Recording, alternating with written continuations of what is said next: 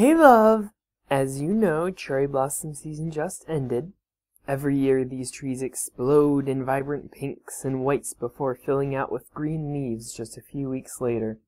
They're cited as the symbol of impermanence, a temporary beauty that we must celebrate, and celebrate now rather than later because there may be no later. But that's never seemed right to me.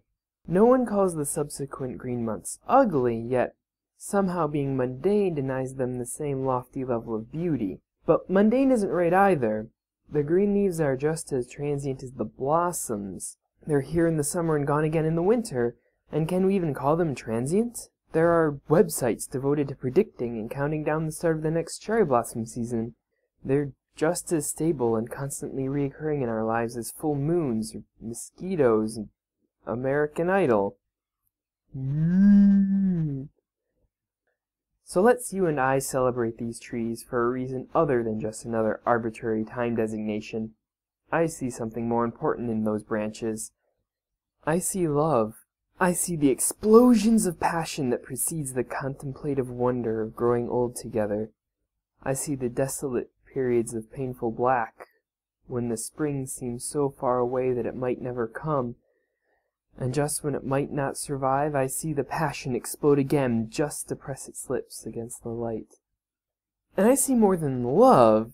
I see our love. We've been together for just over 3 years now, and this last year has been the hardest yet. We're both working in Japan, marking a new Guinness level record for the length of time we've occupied the same country. Problem 1, they haven't responded to my email about getting in the book. And problem 2, this also marks a record length of time we've lived apart.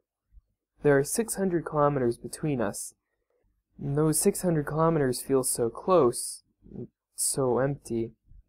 It's that emptiness I want to blame for the winters that froze our hearts. Twice now we've been on the brink, our battered branches withered and ready to give in to the isolating cold. But we have strong roots, and caring friends with green thumbs ready to lend us their hand. Every time we faced those periods of painful black, our love found a way to explode in blossoms. And as surely as the sun rises and sets, as surely as the tide comes in and goes out, I'll continue to love you. I don't need to explain why you're perfect for me. I only need to believe. Believe in you that believes in me, that believes in us. Believe that next year will be stronger, more lush and green than we ever imagined. Each day is a new chapter in our story. In just a few months' time, we'll be living together in Canada. We still have some visa hoops to jump through, though. But even if those hoops prove to be more sticky than maple syrup and we might end up on opposite sides of the planet again, I'm not worried. No matter how dark the winters get, spring is just around the corner.